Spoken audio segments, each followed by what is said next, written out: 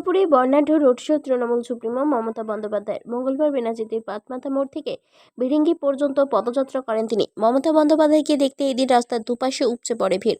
প্রার্থী কীর্তি আজাদের সমর্থনে এদিন রোড শো অনুষ্ঠিত হয়, যেখানে উপস্থিত ছিলেন মন্ত্রী অরূপ বিশ্বাস, বাবুল সুপ্রিয়, প্রদীপ মজুমদার সহ তৃণমূল জেলা নেতৃত্ব। এদিন রোড শোয়ে দুধারে দাঁড়ানো মানুষদের কাছে মাঝে মধ্যেই দাঁড়িয়ে পড়েন মমতা বন্দ্যোপাধ্যায়। মমতাকে সামনে পেয়ে উচ্ছ্বাসে ফেটে পড়ে অপেক্ষমান জনতা।